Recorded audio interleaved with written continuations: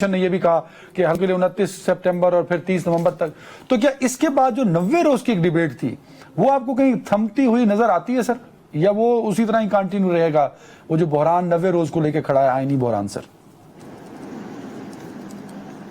دیکھیں دان, مسئلہ یہ ہے کہ اب بہرحال جنوری کے آخر میں الیکشن ہوگا یا فروری میں الیکشن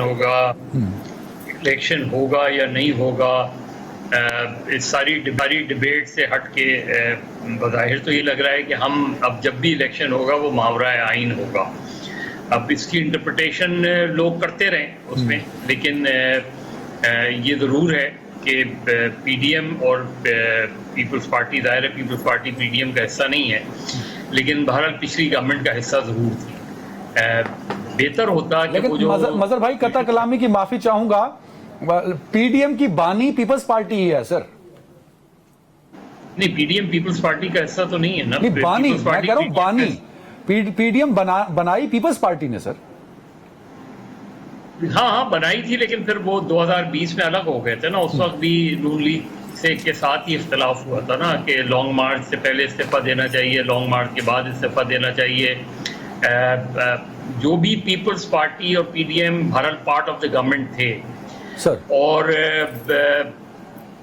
سی سی آئی کی میٹنگ کانسٹیٹیوشنل ہے. سی سی آئی کی میٹنگ بھی ہماری یہاں گورنمنٹس ریگولر نہیں بلاتی, نہ ہی این ایف سی ریگولر آتا ہے, نہ ہی ہم چارٹر آف ڈیموکریسی پہ صحیح معنوں میں عمل کر سکے. اور یہ ساری جماعتیں اس کا حصہ رہیں جو کانسٹیٹیوشنل امینڈمنٹس ہوئیں پچھلے آخری اسمبلی کے سیشن میں.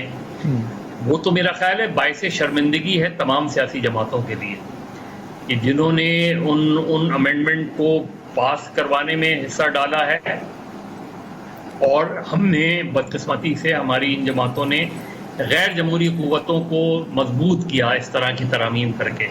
کوئی ایک پارٹی بھی اس پر پوزیشن لے کے کھڑی ہو جاتی تو کم سے کم ڈیموکریٹکلی زیادہ بہتر ہوتا. ہم نے ماضی میں بھی دیکھا ہے ایکسٹینشن بھی اسی پارلیمنٹ سے ایکسٹینشن مل جاتی ہیں. یہ پارلیمنٹ یہ فیصلہ ہی نہیں کر پاتی کہ طے کر لے کہ ایکسٹینشن کو ختم ہی کر دیا جائے. تو پولیٹیکل پارٹیز کو اپنا جائزہ لینے کی بہت ضرورت ہے اس چیز کا. اب الیکشنز اگر چلیں جنوری میں الیکشن ہوں گے, الیکشن کی ڈیٹ آنی چاہیے تھی, نہیں آئی ڈیٹ.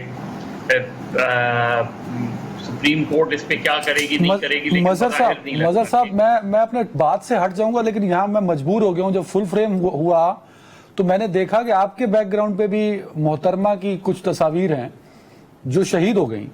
مطلب ہم نے ایک وزیر اعظم کو پچھلے, اگر بہت دور نہیں جاتے تو مطلب آپ دیکھیں کہ 20 سالوں کی اگر پولیٹیکل ہسٹری اٹھا کے دیکھیں تو مساق جمہوریت ہوا, اور اس کے بعد ہم نے ایک سابق وزیر اعظم کو اور ایک پولیٹیکل پارٹی کی سربراہ کو شہید کرا دیا, اور اس کے بعد آپ یہ کہہ رہے ہیں کہ غیر جمہوری قوتیں مضبوط ہو رہی ہیں اس ملک کے اندر. مطلب یہ میرے لیے آپ کا بیک گراؤنڈ دیکھتے ہوئے, آپ کے بیک گراؤنڈ پہ لگی تصاویر کو دیکھتے ہوئے آپ کا تجزیہ سنتا ہوں تو مجھے دکھ ہو رہا ہے سر.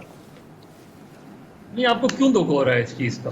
میں تو ایک آپ کو ہارڈ ریلیٹیوز کی بات کہہ رہا ہوں نا. میرے بیک گراؤنڈ میں تو عمران خان کی بھی تصویر لگی ہوئی ہے, وہ بھی آج جیل میں ہیں, اور بھی بے شمار تصویریں ہیں. آپ آئیں تو میں اور بھی بہت سی تصویریں. آپ پھر بھی یہ بات کر رہے ہیں کہ غیر جمہوری طاقتیں مضبوط ہیں اس ملک کے اندر, مضبوط ہو رہی ہیں نا غیر جمہوری قوتوں کو بھائی. اسی لیے تو دکھ ہوتا ہے. اسی لیے تو دکھ ہوتا ہے کہ آپ اتنی قربانیاں دے کر بھی اگر غیر جمہوری قوتوں کو مضبوط کریں گے تو اور کس چیز کا دکھ ہوگا؟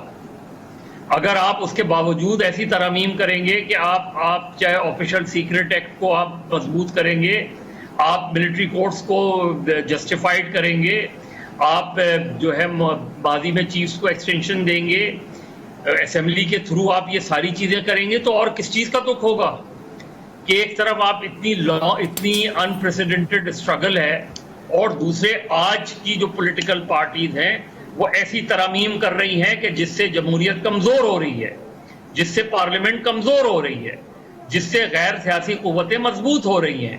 تو یہ آپ ان سے پوچھیں نا جو ورکرز جنہوں نے جیلیں کاٹی ہیں, جن کا بھی شعلہ, ان سے معلوم کریں نا کہ ان کو کیا دکھ ہوتا ہے, کس چیز کا دکھ ہوتا ہے کہ ان مقدمات کو, ان سیکشنز کو, ان کلوزز کو جو ہے وہ آپ مضبوط کر رہے ہیں, جس کے تحت آپ پر مقدمات بنے, جس کے تحت آپ کے ہزاروں کارکن جیلوں میں گئے. ان کو ختم کرنے کے बजाय आप उनको मजबूत कर रहे हैं। यही तो दुख है, और किस चीज का दुख है? बिल्कुल सही है।